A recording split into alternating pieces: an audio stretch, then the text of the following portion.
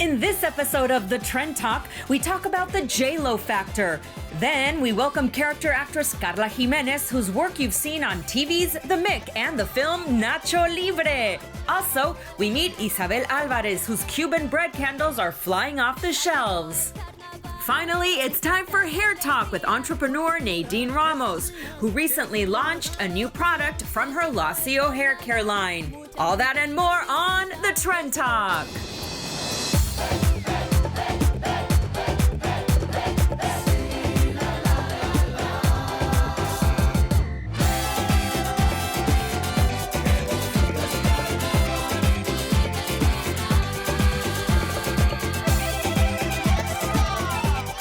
Welcome back to The Trend Talk. We are so happy you joined us for a new episode. Thank you for being here. And you know what I wanted to talk to you about? Jennifer Lopez. You know, Jennifer Lopez, I was thinking the other day, Jennifer Lopez is a major big deal. Right. Sometimes we take her for granted like I do, you know, because I followed her trajectory. I knew when she wasn't a star and she was moving up, but she's a major international star, not just for Latinos, all over the world. You're right. Like a lot of times we see her and we saw her like dating P. Diddy with the whole like, you know, napkin around her forehead, and we saw her, you know, dating Ben Affleck, and we forget that behind, you know, that whole like celebrity paparazzi stuff, there is so much substance, right? There's her work ethic, yes, the blood, sweat, and tears that she puts into her craft. And even in the face of people like putting her down, like when she started singing, she just kept going at it, and now she's built up such a wonderful, humongous singing career. Right. She performs in Vegas, she does movies, she does TV shows, she produces as well. Right. You know, that she's, like you said a while ago, she is in essence just a businesswoman. She is a businesswoman, and I think I admire her as a businesswoman more than for any of her other talents, which they are talents because she does perform. But as a businesswoman, she's known how to manage her empire, her body, herself. She knew that, you know, she could make good money, a good living off of working out, working hard, proving herself. And she even said in an interview, which to this day, I'll never forget it. She said, you know, people said, oh, J-Lo can't move or dance. She can't act. But she said, nobody can tell you what you can or can't do but yourself. No one knows the potential you have but yourself. And that is so true. And she didn't pay attention to any of what she heard. She just went ahead. And now she looks better than she did, like, even when she was younger. Oh, yes. Yeah, because she works hard and she knows what she wants out of the way she looks, what she wants out of her family life, because her family life is so important to her. You know, she's very, very in touch with the family. And also, she just turned 50. I know. And it's like, thank God, like, she is kind of changing, or she's one of the women also, you know, on top of everything else she's doing, she's also changing the stereotype of age. You know, in a span of a year, there was only 2 movies with Latina that were Latina roles in a major Hollywood film, in 2 major Hollywood films. Over 50, the role was for a Latina over 50, and you know who did those roles? Who? Both Jennifer. Wow. And in a span of a year. And one of them was Second Chance, and the other one was Hustlers. Yeah, and it's so funny because I like the diversity of those 2 roles. I mean, in one of them, she played like a woman that's kind of re-entering the workplace after a certain age. And then the other one, she's a stripper where she gets to show off her amazing body and her amazing moves. And she had to learn how to do the pole dancing and all of that. So anyway, just to say that J-Lo is awesome. We should recognize it. We shouldn't hate on her for whatever reasons we have. There's a lot of jealousy around, There's right? a lot of jealousy. And she's just an awesome businesswoman. And she's also a good role model for us Latinas because, you know, she doesn't drink. She is a hard worker. She came from the block. Right. And she proved that you can transform yourself and become whatever you want to be. I mean, who would have thought this little girl from, you know, the Bronx? I mean, she didn't look like she looks now back. She looks obviously a lot better. She completely changed her body from healthy eating, from healthy habits. And now she is like we've said, a mega star. She has her own empire. And I think the lesson, at least for me, is it doesn't matter where you were born, what your ethnicity is. You can become whatever you want to become. Think like J-Lo. Say, hey, no one knows your potential but you. So all this to say is, yeah, we're like fanning on her, right? Yes. We just love her. And stay tuned for some more girl fanning, because coming up is one of Naibe's favorite actresses.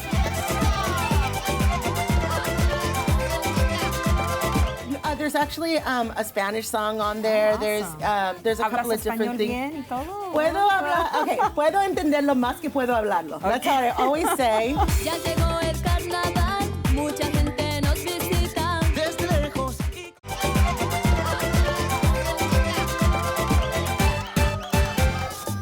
I'm so excited about our next guest. I am literally fangirling over here. I've been fangirling all day long. Yes, she has. You have probably seen her either on the small screen or on the big screen. She had a recurring role on Last Man Standing, and she was a series regular on The Mick. And you've probably seen her on the big screen, like in movies like Nacho Libre and others. And she's right here with us. Carla Jimenez, how are you? I'm good. How are you? I am very excited, as I mentioned, to have you. Oh, she's been talking about it. I love Carla. I love Carla.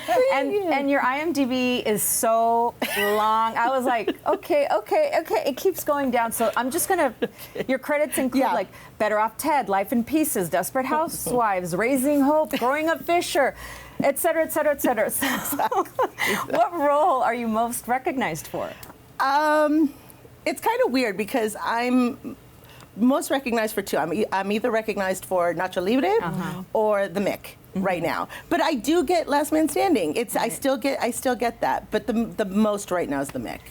I'm curious. I mean, you have a great career. How did it start? I mean, did you say, I want to be an actress? Did you fall into it? How did it all start? Well, actually, it's so weird to say this, but I started acting before I knew it was like a thing you could do, like you could make money for. I just always had a big imagination, and I loved to play act. And then when I got into high school, I always sang. I was a singer, so you're a actually. singer. Started out singing. And I just thought I was going to go to Broadway. I thought I was going to go to New York. And I started doing a show in Glendale called South Pacific. And this agent found me. And I started doing film and TV, and I just kind of took off that way. Right. And I never thought I would stay in film and TV, and that's just where it's been. Right. Oh, So, nice. And you have had, as I mentioned, such a successful career. What kind of characters are you usually drawn to? I like offbeat. I like weird. You know, you mentioned Better Off Ted, and I actually played a scientist, and she was kind of quirky and off, and just, you know, and I think when it's a character that you really don't expect it to go there, even the Mick, like, everybody thank you. Everybody just assumed, you know, before you saw it, she's just a maid, you know, whatever. Right. But they made it anything but. Like, she did the weirdest far out things you would ever see a maid do. And they made her a real person. Right. And it just happened to be that she was a maid, but that wasn't who she was. And I just totally, what she does. Yeah, as a Latina, I totally appreciated that. Okay, the Latina's a maid, but like you said, she wasn't like the submissive, like passive maid. She was part of the family. She was part of the makeup of what made that family kind of work in a way, right? Yeah. So she held them at points. amazing. She held them together, and at points they held her together. Well, so, it's interesting because Hollywood tends to stereotype people. Yeah. So if you do a certain role, that's what they want you to do next. But what role was that where you what role did you show that quirkiness that I think inspired other producers to say, I want her because I think she could do this? You know what I think? I honestly think it was Nacho Libre. Yeah. Because that was another one. You know, the great thing about that director, Jared Hess, because he did Napoleon Dynamite. Oh, yeah. I remember when that movie came out, I loved that movie. And, you know, the lead guy was kind of like this nerdy guy. And I remember thinking the whole movie, he's going to get bullied, something's going to happen. It never did. It never went that mean. And Nacho Libre was the same thing. It was like you almost expected one thing and then another thing happened. Right. And so my character was just this weird, quirky girl that was in love with, you know, Jack Black's sidekick. Right. And then I think people took notice from there, and that's why I did Better Off Ted. But I also started a relationship with, Greg Garcia, who did the show My Name is Earl. Oh, yeah. I did a small part on that. But because I did a small part on that, it ended up being that I went to Better Off Ted and Raising Hope and like all these other shows. Like there's a couple that didn't air that I did because of them. And you are multi-talented because you have an amazing voice that maybe some people know, maybe some don't. Didn't. But we are going to actually hear We're going to make you sing.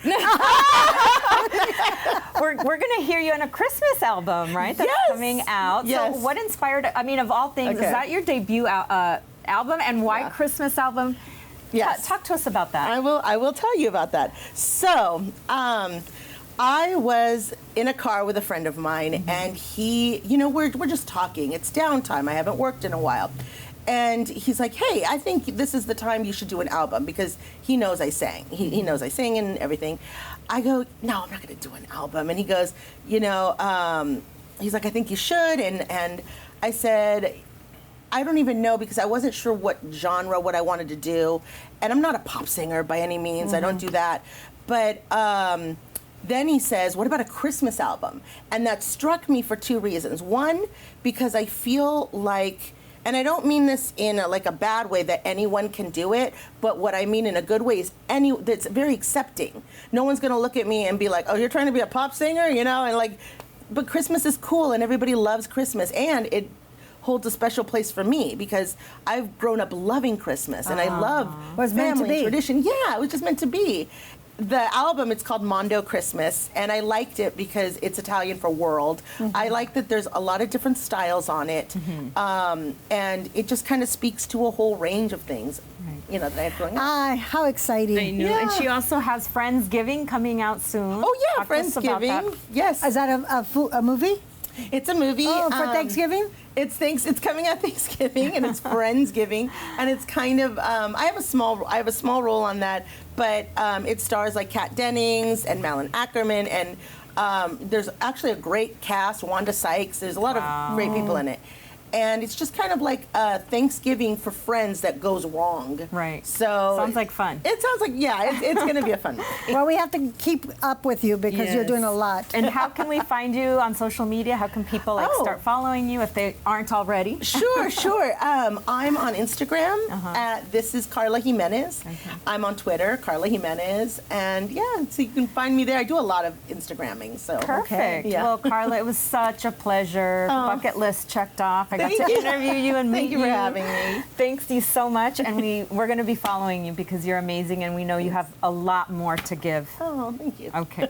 Thank you. We'll be right back with a lot more here on the Trend Talk.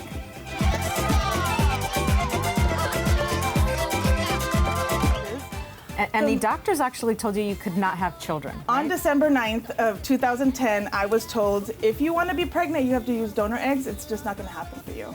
Ya llegó el carnaval, mucha gente nos visita. Desde lejos.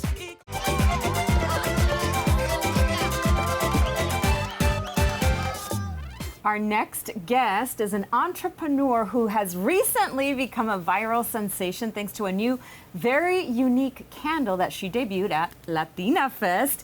And now she is sold out, but don't worry, she's making more candles as we speak. We welcome Isabel Alvarez from Albisa Candles. Yes, Thanks for being here on the Trend Talk. Thank you for I having heard me. nothing but awesome things from the people that attended LatinaFest, and they were just raving about the candles. But not only that, like Naibe said, you've gone viral. We really have. What happened was we were at LatinaFest, and I thought, well, I'll make a few candles for LatinaFest. Whatever doesn't sell, I'll put them online on our website and go from there. That didn't happen. They sold out at LatinaFest. Wow. So the next day I had to make an announcement like, oh, I'm sorry guys, they're gone. And my sister went in and started tagging like all the like Cuban influencers. And from there, it's literally gone viral. Wow, It's and crazy. this is the candle right here. Which one's the Cuban bread? This That one. This one is the candle, Cuban bread, and it literally smells like Cuban bread. So how did you get the scent of Cuban bread in the candle? It's a trade secret. If I tell you, I'm gonna have to make you disappear. Oh no! I don't think It's okay. Yeah. But it just smells so wonderful, and it does smell like bread. And who knew that that would be so popular? Because I think it just reminds people of their home. That's exactly why I did it, because I knew I wanted to do a Cuban collection, and with Cuban bread, it's a staple in the Cuban household. You have it for breakfast, you have it for lunch, you have it for dinner, you have it everything. And for us, for my husband and I, it was something that my husband had the memory of sharing it with his father. Every morning his father would come home with Cuban bread because he worked nights. So he would come home in the morning, and before he went to school, he'd have the pan con café. So that was something that he had, and when my son was born, he's continuing the tradition. So it's something I had to include. It had to be Cuban bread. It's a huge thing in the Cuban culture. And the name of your company is called Albisa Candles, and there's an interesting story behind that name. Would you like to share? Yes, there is. So it's after my husband's name, which actually, technically, my husband's name is Adalberto, but nobody can pronounce that. That's so true. So everybody calls him Albert. So it's Albert, Albert, Albert. I'm Isa, so Albert and Isa is Albisa. Albisa. And how long have you guys had Albisa Candles as a company? We technically started in 2009. My husband and I, he met me, he said, we have to do this candle business. We tried, and we're like, okay, let's try here and there. It didn't happen. We ended up getting married, and we were trying to have a family. So that was our main focus. We kind of put the candles on the back burner. It wasn't happening. We tried having different tests, and I had 2 miscarriages. And the doctors actually told you could not have children, right? On December 9th of 2010, I was told, if you want to be pregnant, you have to use donor eggs. It's just not going to happen for you. So I said, okay, we're going to just move on. So we said, okay, Albisa's going to be our baby. So we tried to put everything we could into Albisa.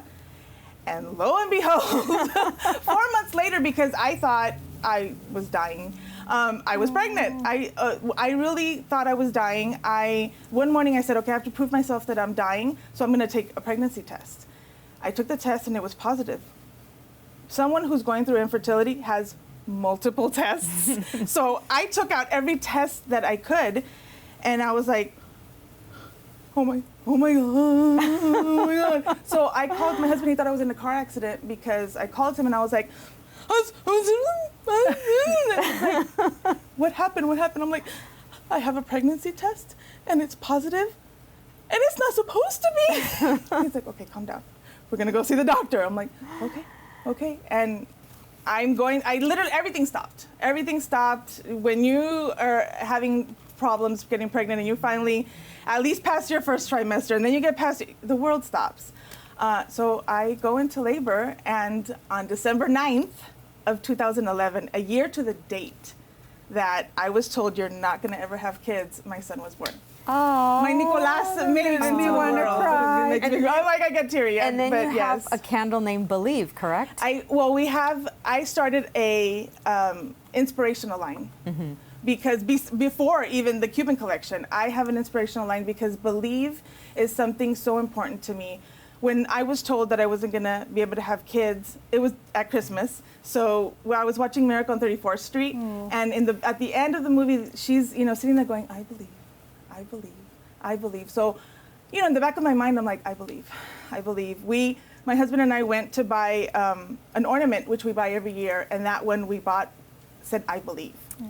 So the next year, when my son was born, the picture we took of the 3 of us with the pillow behind us that says, I believe. So I said, I have to make a candle with I believe, because once you believe it, everyone else will too. And that's so important for you to believe in yourself and in whatever it is that you're going to do. If it's creating something you want to create, if it's, you're having a personal problem, you have to believe, and it will come true. I love that message, story. Isabel. Thank you so much. And where can people buy your beautiful, lovely candles? Right now they're out of stock. But albisacandles.com, I will be restocking as quickly as I possibly can, because I want everybody to have them. Awesome. Yes. Okay, you're going to have to debut a new kind at LATINAFest next year. Okay? Definitely. Definitely. I'll be working on it. Awesome. Well, thank you so much again, Thank you. Isabel. Yes. And don't go away. We'll be right back.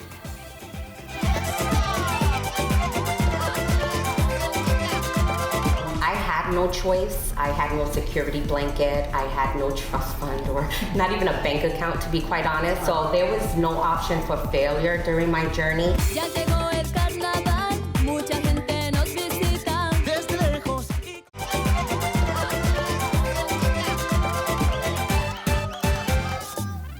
She is an awesome Latina entrepreneur who's making a dent in the beauty world because of her own line of hair care products. And we recently sat down with the CEO of LASIO, Nadine Ramos, and take a look. Nadine Ramos is the creator and CEO behind the successful hair care brand LASIO. Although now a successful entrepreneur, she had humble beginnings, growing up in the Lower East Side and living in the projects. But her dreams had no boundaries. So I've always been into beauty and fashion, and the year 2000, unfortunately, I lost my mom, who was a single mother, a very strong Latina. And I knew at that point I needed to do something great with my life to make her proud and to live on her legacy. And so I decided to take a major risk and live out my vision of being an entrepreneur and staying within the fashion and beauty industry. And so I created LASIO. It wasn't easy, but it was totally worth it. So you were already in the hair care and beauty industry? I've always had a real drive for it. I saw this wonderful treatment being performed from this man from Brazil. He would come once a year to New York City, and when I saw this, I knew, wow, how do I get my hands on this? How do I learn more about this product? And so I went on a quest to Brazil. I found it, came back, deformulated the product, worked closely with a chemist for years to perfect it. And after 6 years of working closely with a chemist, we came up with LASIO. And of course, you're super successful, but how did you keep going? Because those are the tough times. Right, absolutely. For entrepreneurs. Absolutely. I feel I thrive under pressure. I had no choice. I had no security blanket. I had no trust fund or not even a bank account, to be quite honest. So there was no option for failure during my journey. I believed in what I was doing. I knew that it served a purpose for a woman's lifestyle and men. So it wasn't just creating a product to create it. It was really creating a product to change lives. Nadine found a problem and created a solution.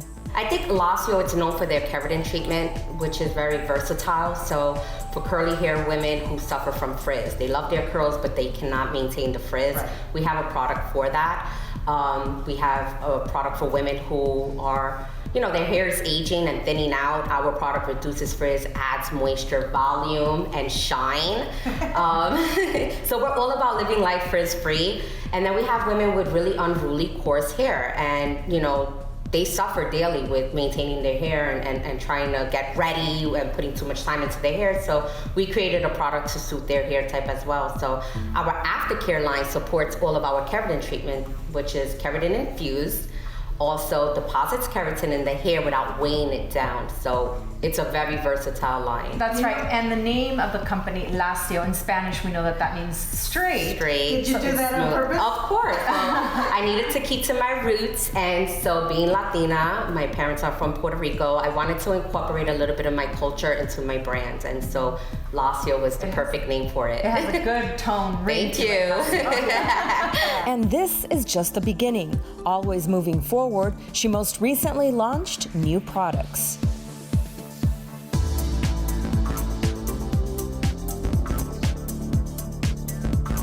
Today we are celebrating my new texturizing keratin mist. Is a retail product, and so we're here to introduce it to the LA market, and we like to call them beauty junkies. So everyone who loves beauty, hair, fashion, makeup, everyone is coming out tonight to learn about the product, so I'm excited. Challenges in business in itself is there no matter what. I am self-taught.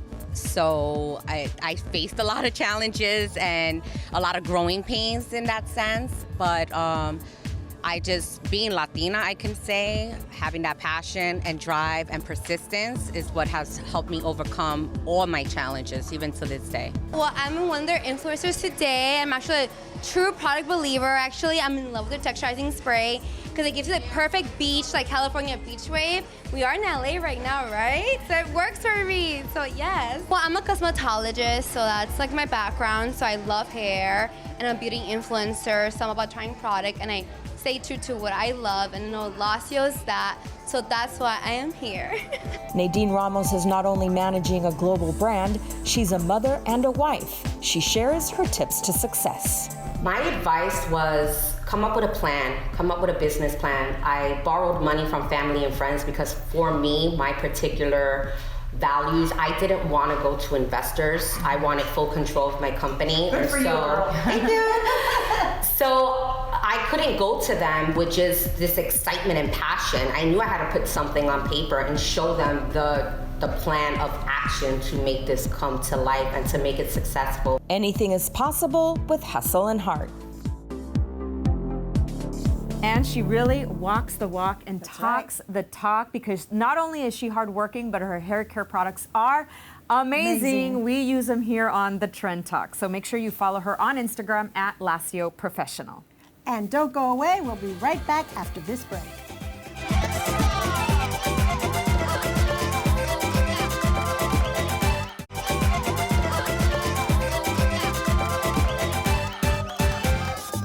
That's it for now. Thank you so much to all of our amazing guests who came and shared a bit of their world. And remember, if you missed any of our episodes, go to YouTube and watch them there. And remember to follow us on social media, because you know if it's trending, We're talking.